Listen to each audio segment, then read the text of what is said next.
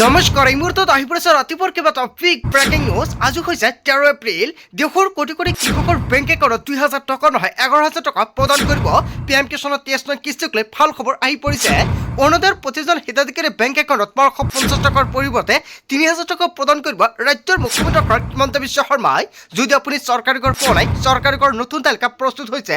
তালিকাত নাম থাকিলে আপোনাৰ বেংক একাউণ্টত ৩৮,৫০০ টকা প্ৰদান কৰা হ'ব।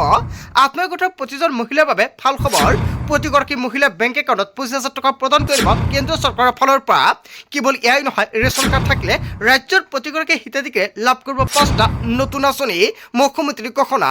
লগতে কেইবাটাও ৰাজনৈতিক খবৰৰ লগতে অৰাজনৈতিক খবৰ যুগুত কৰা হৈছে আজিৰ দিনটোত। গোটেই অসম তথা ভাৰতৰ বিভিন্ন প্ৰান্তৰ পৰা যুগুত হৈছে কেইবাটাও ডাঙৰ খবৰ। এনেবোৰ খবৰ নিতৌ পাই থাকিবলৈ চেনেলটি ছাবস্ক্ৰাইব কৰি ভিডিঅ'ত এটা লাইক কৰিবলৈ নাপাহৰিব। আজিৰ আমাৰ প্ৰথম খুবেই গুৰুত্বপূৰ্ণ খবৰ হৈছে অসমবাসীৰ বাবে এটা ডাঙৰ খবৰ। আজি দেশৰ কোটি কোটি কৃষকে লাভ কৰিলে PM কিষাণৰ ধনৰাশি। এতিয়াই পৰীক্ষা কৰক আপোনাৰ বেংক একাউণ্ট। ধন ল'বৰ বাবে এক্টিভ কৰি ৰাখক আপোনাৰ একাউণ্ট। এতিয়াই চেক কৰক আপোনাৰ PM কিষাণৰ ষ্টেটাছ।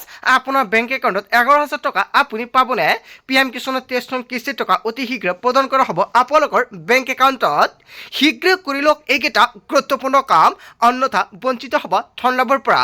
PM কিষাণৰ ৱেবছাইটত কৃষকসকলক কৈছে, যিসকল কৃষকে কৈছে কাৰণে অতি শীঘ্ৰে কৰিব লাগিব। অফিচিয়েল ৱেবছাইটৰ ফাৰ্মাৰ কৰ্ণাৰত প্ৰৱেশ কৰক। বেনিফিচিয়াৰী লিষ্টত গৈ চাব পাৰিব নিজৰ নাম। হিতাধিকাৰীৰ বাবে মুকলি কৰা হৈছে টোল ফ্ৰী নম্বৰ। যিকোনো সমস্যা হ'লে দিব পাৰিব অভিযোগ। ছেভ কৰি লওক অন 5526 অথবা অন 8001115526 আৰু আনটোৰ নম্বৰ হৈছে 01123381092। এই তিনিটা নম্বৰ ছেভ কৰি ৰাখক আপোনাৰ মোবাইল ফোনত। দেশৰ কোটি কোটি কৃষকৰ বাবে অত্যন্ত ভাল খবৰ। সকলো কৃষকে ৱেইট কৰি আছে কেতিয়া PM কিষাণৰ টকা প্ৰদান কৰা হ'ব কৃষকসকলৰ একাউণ্টত। অৱশেষত ২ মাহৰ পিছতে কৃষকৰ একাউণ্টত ২৩ নং কিস্তিৰ টকা প্ৰদান কৰা হ'ব। PM কিষাণৰ টকা বৃদ্ধি কৰা হৈছে। আগতে বছৰি ৬,০০০ টকা লাভ কৰিছিল কৃষকৰ একাউণ্টত, এতিয়া বছৰি ১১,০০০ টকা লাভ কৰিব।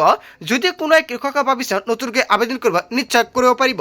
কি কি নথি পত্ৰ লাগিব, কেনেকৈ আবেদন কৰিব, যদি আপোনালোকৰ ভিডিঅ' লাগে এতিয়াতো কমেণ্ট কৰক, নেক্সট ভিডিঅ'ত জনাই দিম। তাৰপিছত অসমবাসী ৰাজুক জনাইছো আমাৰ পৰৱৰ্তী খুবেই গুৰুত্বপূৰ্ণ খবৰ। লগতে এটা ডাঙৰ খবৰ, অৰুণোদয় 3.0 লৈ মুখ্যমন্ত্ৰী ডক্টৰ হিমন্ত বিশ্ব শৰ্মাৰ ডাঙৰ ঘোষণা। কোন কোন মহিলাই নতুনকৈ লাভ কৰিব অৰুণোদয় আঁচনি? অৰুণোদয় আঁচনিৰ পৰা আপোনাৰ নাম কৰ্তন হৈছে নেকি? বা যদি তালিকাত নাম থকা সত্ত্বেও আপোনাৰ বেংক একাউণ্টত অৰুণোদয় আঁচনিৰ টকা পোৱা নাই, তেন্তে আপুনি কি কৰিব? লগতে মাৰ্চৰ 10 তাৰিখত আপোনাৰ একাউণ্টত অৰুণোদয় আঁচনি ৯,০০০ টকা আপুনি পালেনে? যিসকলে ৯,০০০ টকা পাইছে সেইসকল হিতাধিকাৰীৰ একাউণ্টত চৰকাৰে প্ৰদান কৰিব ৩,০০০ টকা অৰুণোদয় আঁচনিৰ টকা বৃদ্ধি কৰা হৈছে। প্ৰকাশ কৰিলে হিতাধিকাৰীৰ যোগ্যতা। ৰাজ্যত নতুনকৈ ১৫ লাখ হিতাধিকাৰী লাভ কৰিব অৰুণোদয় আঁচনি। নম্বৰ ১, বিধৱা, অবিবাহিতা, বিবাহ বিচ্ছেদ আৰু অকলশৰীয়া মহিলাই কৰিব পাৰিব আবেদন। নম্বৰ ২, তৃতীয় লিংগৰ ব্যক্তি, দিব্যাংগ অধিকাৰ আইন ২০১৬ত অন্তৰ্ভুক্ত ব্যক্তিয়েও কৰিব পাৰিব আবেদন। নম্বৰ ৩, চৰকাৰী পঞ্জীকৃত বৃদ্ধাবাসত বাস কৰা মহিলাও লাভ কৰিব অৰুণোদয় আঁচনিৰ সুবিধা। নম্বৰ ৪, পৰিয়ালৰ মূল উপাৰ্জনকাৰীজন বৃদ্ধ বা দিব্যাংগ হ'লে কৰিব পাৰিব আবেদন। নম্বৰ ৫, আশ্ৰয়হীন পৰিয়ালৰ মহিলাও লাভ কৰিব এই সুবিধা। কেৱল এয়াই নহয়, নম্বৰ ৬ত উল্লেখ কৰিছে বিজ্ঞাপতিত নিয়োজিত মহিলাই লাভ কৰিব এই সুবিধা। নম্বৰ ৭, ৰেচন কাৰ্ডৰ হিতাধিকাৰীয়ে কৰিব পাৰিব আবেদন।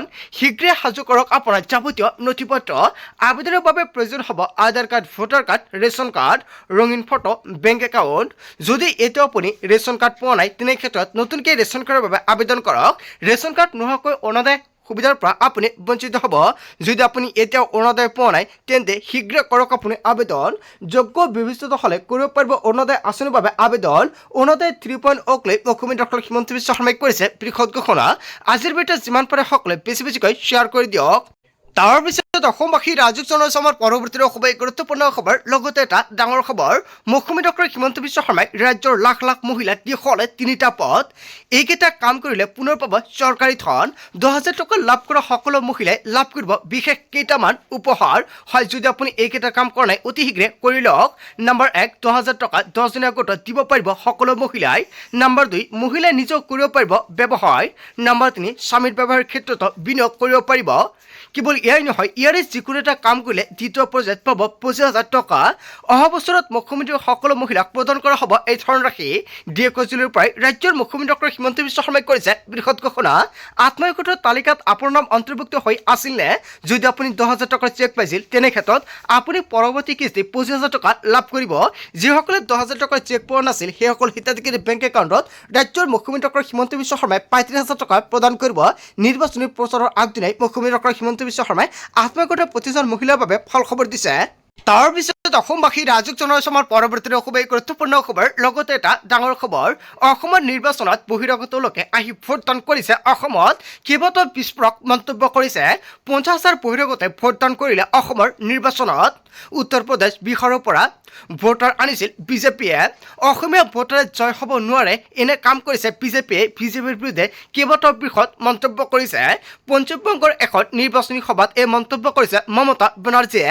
অসমৰ নিৰ্বাচনক লৈ মমতা বেনাৰ্জীৰ বিস্ফোৰক মন্তব্য। হয়, মমতা বেনাৰ্জীয়ে যিটো বিস্ফোৰক মন্তব্য কৰিছে জনতাই কি ক'ব? আচলতে অসমৰ নিৰ্বাচনত বহিৰাগত লোকে আহি ভোটদান কৰিছে নেকি অসমত? যদি জনতাৰ কিবা মন্তব্য কৰিব লগা থাকে আপোনালোকৰ মন্তব্যটো নিশ্চয় কমেণ্ট বক্সত জনাই দিব। তাৰপিছত অসমবাসী ৰাজুক জনাইছে আমাৰ পৰৱৰ্তী খুবেই গুৰুত্বপূৰ্ণ খবৰ। লগতে এটা ডাঙৰ খবৰ, 2 ঘণ্টাৰ সোধপোছৰ অন্তত থানাৰ পৰা ওলাই গ'ল কুংকি চৌধুৰী। মোৰ বিৰুদ্ধে অনা সকলো অভিযোগ মিছা বুলি উল্লেখ কৰিছে কুংকি চৌধুৰীয়ে। মই ক্ৰাইম ব্ৰাঞ্চৰ দ্বাৰা গোচৰৰ কোনো ব্যৱস্থা নল'লে আৰক্ষীয়ে, কিন্তু কুংকি চৌধুৰীৰ বিৰুদ্ধে পাণবজাৰ আৰক্ষীয়ে জাৰি কৰিছিল চমন। আৰু নিৰ্বাচন আচৰণবিধি উলংঘন কৰাৰ অভিযোগ কুংকিৰ বিৰুদ্ধে। আৰক্ষীয়ে গ্ৰেপ্তাৰ কৰিছিল কুংকিৰ পলিটিকেল মেনেজমেণ্টৰ 4 সদস্যক। 2 ঘণ্টাৰ সোধপোছৰ অন্তত থানাৰ পৰা ওলাই কুংকি চৌধুৰীয়ে কৰিছে কেইবাটাও বৃহৎ মন্তব্য। তাৰপিছত অসমবাসী ৰাজুক জনাইছে আমাৰ পৰৱৰ্তী খুবেই গুৰুত্বপূৰ্ণ খবৰ। লগতে এটা ডাঙৰ খবৰ, স্বামীহাৰা মহিলাক টাৰ্গেট বিজেপি নেতাৰ। নিশা ফোন কৰি চৰকাৰী আঁচনি কৰ্তনৰ ভয় ভাবুকি। কংগ্ৰেছৰ পুলিং এজেণ্ট হোৱাৰ বাবে ভাবুকি দিয়া হৈছে। বিজেপি কাৰ্যালয়ৰ পৰা ফোন কৰি ভাবুকি মহিলাক। কেৱল এয়াই নহয়, দীপজ্যোতি হাজৰিকা বুলি উল্লেখ কৰে ফোন কলত। নগৰ এনেকুৱাকৈ ভয়ংকৰ ঘটনা সংঘটিত হৈছে। নগৰ ৰাইডঙিয়াত নিশা মহিলাক ভয় ভাবুকি। স্বামীহাৰা মহিলাক টাৰ্গেট বিজেপি নেতাৰ হয়, ইয়াৰ বিষয়ে জনতাই কি ক'ব? তাৰপিছত অসমবাসী ৰাজুক জনাইছে আমাৰ পৰৱৰ্তী খুবেই গুৰুত্বপূৰ্ণ খবৰ। লগতে এটা ডাঙৰ খবৰ, অসমত খিলঞ্জীয়া অসুৰক্ষিত। আচলতে অসমত অসমীয়া অসুৰক্ষিত নেকি? বহিৰাগতৰ আক্ৰমণত কঁপিব ধৰিছে অসম। শিৱসাগৰৰ পাছত এতিয়া কাৰ্বি আংলঙত ভয়ংকৰ ঘটনা। নিজৰ মাটিতে খিলঞ্জীয়াক বহিৰাগতৰ অপমান। গো বেক এনেকুৱাকৈ চাইনা বুলি ক'বলৈ সাহস পালে ক'ত? বৃহৎ মন্তব্য কৰিছে। গুৱাহাটীত অসমীয়া যুৱতীক আক্ৰমণ আৰু বহিৰাগতৰ লক্ষ্য এতিয়া খিলঞ্জীয়া যুৱক যুৱতী। খিলঞ্জীয়া যুৱকক মাৰি পেলাই দিম বুলি মুকলিকৈ প্ৰত্যাহ্বান বহিৰাগতৰ। বহিৰাগতক লেকাম লগক, নহ'লে অসম হ'ব ভয়াৱহ পৰিস্থিতিত। অসমীয়া মনে মনে থাকিলে শেষ হৈ যাব খিলঞ্জীয়াৰ দপদপনি।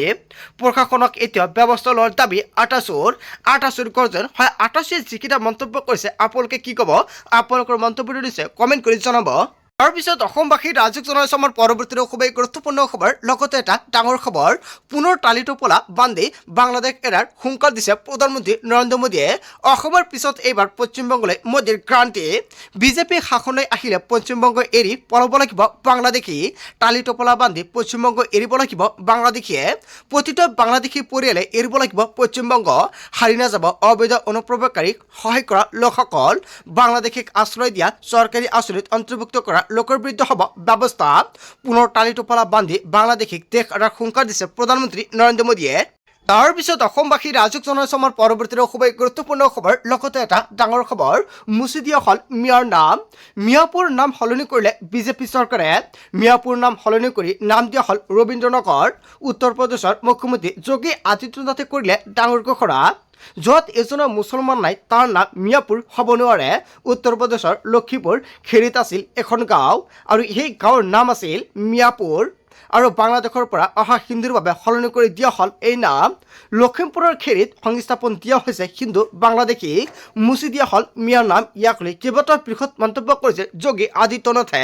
তাৰ পিছত অসমবাসী ৰাইজক জনাইছোঁ আমাৰ পৰৱৰ্তীতে খুবেই গুৰুত্বপূৰ্ণ খবৰ লগতে এটা ডাঙৰ খবৰ বিহুৰ আনন্দ দিব নেকি বতৰে বিধি পথালি আহি আছে প্ৰচণ্ড গতিত ধুমুহা আৰু বৰষুণ 60 পৰা 70 কিলোমিটাৰ বেগেৰে আহি আছে ধুমুহা বৰষুণ উজনিৰ পৰা নামনিলৈকে হাই এলাৰ্ট জাৰি কৰা হৈছে বজ্ৰপাতৰ লগতে শিল বৰষুণৰ এলাৰ্ট জাৰি কৰা হৈছে বিহুৰ আনন্দ দিব নেকি বতৰে বিধি পথালি আপোনাৰ গাঁও বা অঞ্চলত বৰ্তমান বতৰৰ পৰিস্থিতি কেনেকুৱা কমেণ্ট কৰি জনাই দিয়ক তাৰ পিছত অসমবাসী ৰাইজক জনাইছোঁ আমাৰ পৰৱৰ্তীতে খুবেই গুৰুত্বপূৰ্ণ খবৰ লগতে এটা ডাঙৰ খবৰ মিয়াক লৈ বৃহত্তৰ অসমীয়া জাতি নহয় মিয়াক বাদ দি খিলঞ্জীয়াৰ অসম কৰাৰ হুংকাৰ মিয়াৰ বিৰুদ্ধে বিজেপি সদায় আছিল আৰু থাকিব মিয়াক লৈ বিজেপিৰ স্থিতি নাই কোনো আপোচ মিয়াৰ বিৰুদ্ধে দলৰ স্থিতি অপৰিৱৰ্তিত থাকিব বুলি মন্তব্য কৰিছে হয় এনেকুৱাকৈ বৃহৎ মন্তব্য কৰিছে দিলীপ শইকীয়াই নতুন বড়ো অসমৰ ভয়ংকৰ চক্ৰান্তৰ বিৰুদ্ধে গৰ্জি উঠিল দিলীপ শইকীয়াই মিয়াক লৈ বৃহত্তৰ অসমীয়া জাতি নহয় বন্ধু বান্ধৱীসকল গোটেই অসম তথা ভাৰতৰ বিভিন্ন প্ৰান্তৰ পৰা